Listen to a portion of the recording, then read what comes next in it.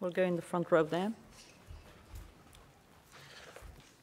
On the support for the migrants and dealing with that, NATO Standing Maritime Group 2 is moving to the Aegean. Does it need reinforcing? Will other boats be required to go and work where it currently is?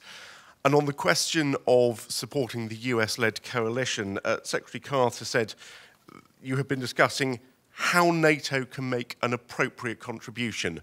What do you think, over and above AWACS, is an appropriate contribution? And why is it being discussed 18 months after the coalition launched? The Standing Maritime Group number 2, which is in the region, will start to move now. And they will also start to collect information, to do surveillance, and thereby provide important information for the coast guards in Turkey, in Greece, and for also other authorities. So this will be something which will come into effect immediately, and where NATO will provide essential information and support. Then we have to work on important issues, and also to clarify some formal issues when it comes to, for instance, sharing information with Frontex, and we have also started that work immediately. The Standing Maritime Group consists today of 3 ships, but several allies have already announced that they are ready to reinforce this group. So I expect it to be increased in the near future. So this is something we do, and we start to act immediately, but then we have to work on important issues related to, for instance, how we organize the concrete cooperation with Frontex and the European Union. And this is about helping Greece, Turkey, the European Union with stemming the flow of migrants and refugees, and coping with a very demanding situation, and helping them to manage a human tragedy in a better way than we have been able to do so far. When it comes to the support of NATO to the counter-ISIL coalition, I think we have to remember that all NATO allies already participate and contribute to the coalition. And for the coalition, it is of great importance, the interoperability, the experience which NATO allies have developed over years to work together in military operations, as we now see in Syria and Iraq. And this is also important because many NATO partners are also part of this coalition. So it is a great advantage for the coalition to be able to utilize the experience of NATO allies and partners. Second, NATO is also contributing to the efforts of the coalition to fight ISIL by our efforts to stabilize countries in the region. We work with Tunisia, we work with Jordan, we do capacity building there, but we also will start very soon training of Iraqi officers. Moreover, I would like to add that what we do in Afghanistan is also relevant, because to maintain and to continue to support Afghanistan is part of a global effort to fight terror and also to fight ISIL. So now we are looking into how we can step up our support. We will provide AWACS that will increase the capabilities of the coalition to fight ISIL. And we will, of course, assess constantly if we should do more. Wall Street Journal. Mr. Secretary General, if a NATO vessel was to encounter a ship of migrants, a boat of migrants that was sinking, it would have a legal obligation to rescue those people. How do you make sure that the NATO mission deters crossings as opposed to encourages them? And do you have any more insight into how NATO will attack the smuggling networks, help Turkey break those down? The important thing here is that what we will do is that we will provide critical information by using our capabilities when it comes to surveillance, reconnaissance, and monitoring the situation, and thereby provide high-quality information to the Coast Guard of Turkey, the Coast Guard of Greece, and also to the efforts of the European Union.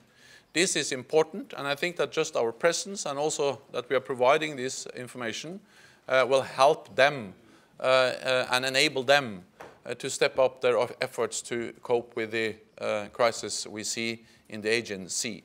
And as I said, we will also increase our surveillance along the Turkish-Syrian border, which is also then a part of this broader picture.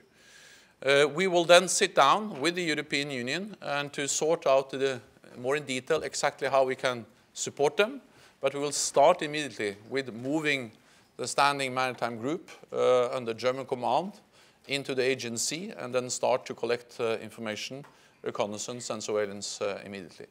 And I feel very certain that this kind of support to those countries in the regions, in the region which are most affected, and to the European Union is something they highly value, and is also a response to a request from Greece, Turkey, and Germany. NPR. Thank you, Terry Schultz with NPR and CBS. Back on the coalition efforts.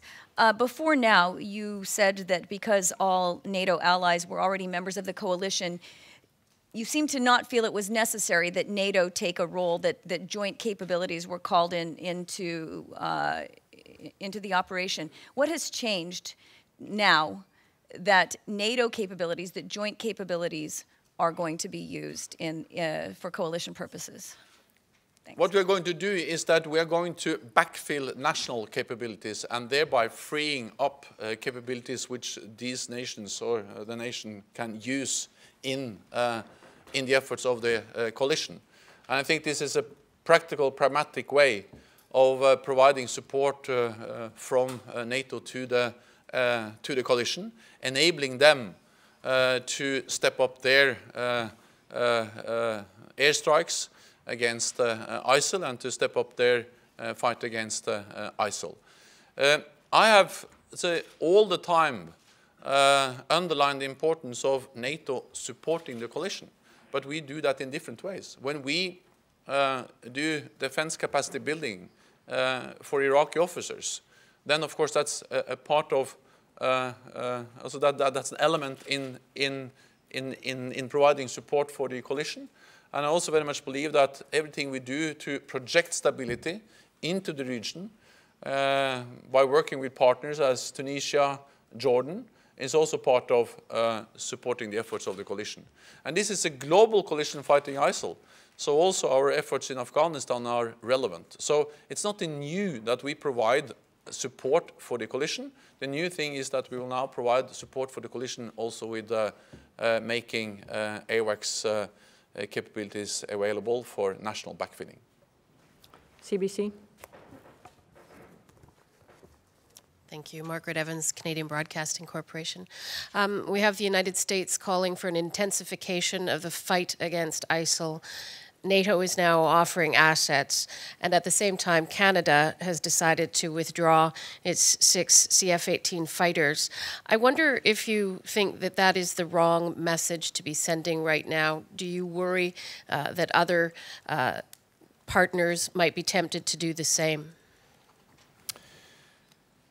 I met with Minister Sajjan at our, or in connection with our ministerial meeting yesterday, and he had a very strong message, and I very much welcome that, about that Canada will remain a very strong and committed member of the coalition fighting ISIL. And Canada provides many different kinds of assets and support for the coalition. And we discussed, for instance, the importance of what Canada is doing and will continue to do, and that is to train and assist local forces. So not least the efforts of Canada to build local capacity to train forces in the region as part of the efforts of the global coalition is something which I welcome very much. So for me, Canada is very clear. The message is very clear that Canada will continue to support the efforts of the global coalition fighting ISIL. Okay, one last question here. Yes, thank you, Secretary General. Let me go back to what you have said yesterday. You announced the largest military build-up of NATO force in the Eastern Europe along the Russian border, and you also have mentioned that that is because you need the alliance to counter any threat. So could you please be more specific? What kind of threat are you talking about, and what kind of scenario does NATO expect? Do you really believe that Russia, for example, can invade Baltic states?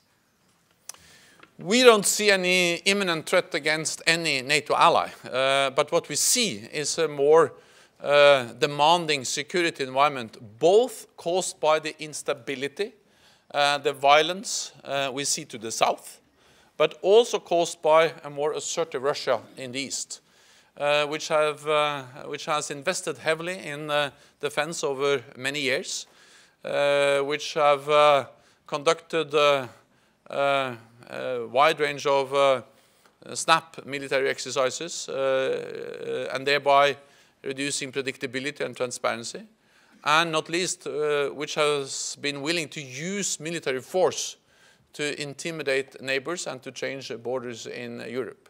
So it's this pattern and both the challenges to the south and to the east that has required a response from NATO, and we are responding by implementing the biggest reinforcement of our collective defense since the end of the Cold War, partly by increased forward presence and partly by increasing our ability to reinforce by, for instance, tripling the size of the NATO response force. So we don't see any imminent threat, but we see a need for adapting to a more challenging security environment, and that's exactly what we are doing. This concludes this press conference. The Secretary General will be back at around 1400 when he'll be happy to take more questions. Thank you. Thank you.